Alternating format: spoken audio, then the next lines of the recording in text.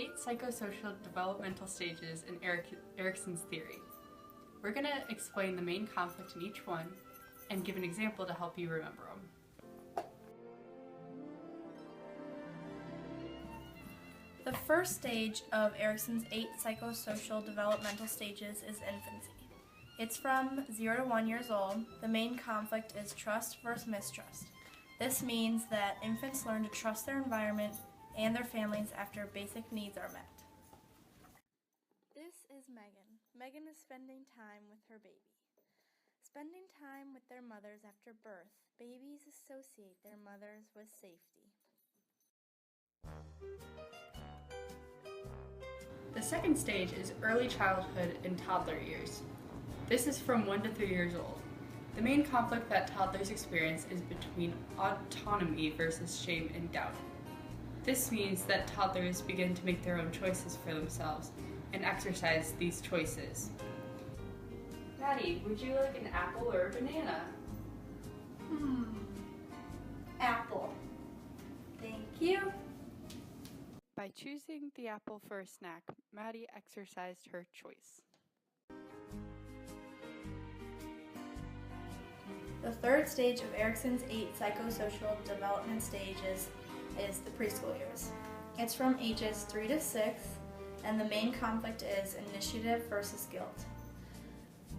Initiative means that preschoolers learn how to plan out their choices and become active in those choices. Guilt means that preschoolers may feel guilty about their attempts to become independent.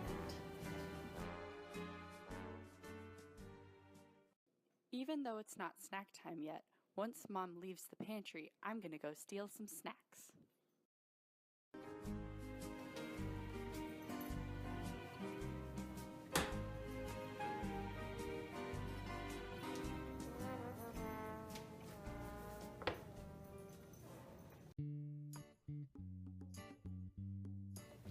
The next stage of Erikson's 8 psychosocial developmental stages are the grammar school years. These go from 6 years old until puberty. The main conflict that grammar school children struggle with is industry versus inferiority.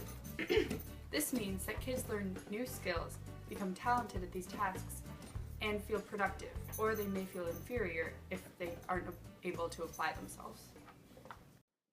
Maddie discovers that she is skilled at painting.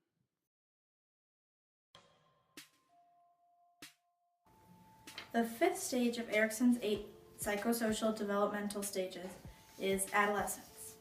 It's from teen years until the 20s. The main conflict is identity versus role confusion. Teenagers develop their own identity and social skills, or teenagers might feel confused if they are unable to develop a single identity. Megan is expressing herself through clothing choice.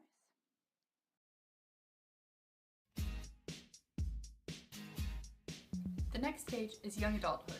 This goes from 20 years old to 40 years old. The main conflict that young adults face is intimacy versus isolation. Young adults pursue committed, intimate relationships, otherwise they might feel socially isolated. We're gathered here today to join this couple in holy matrimony. The seventh stage of Erikson's 8 psychosocial development stages is called middle adulthood. It's from ages 40 to 60, and the main conflict is generativity versus stagnation. Middle adults yearn for the feeling of being needed, want to have an influence on the younger generation, or adults without an impact may feel purposeless. Maddie tucks her child into bed, feeling good that she was needed today. The final stage is late adulthood. This goes from 60 years and up. The main conflict that late adults face is integrity versus despair.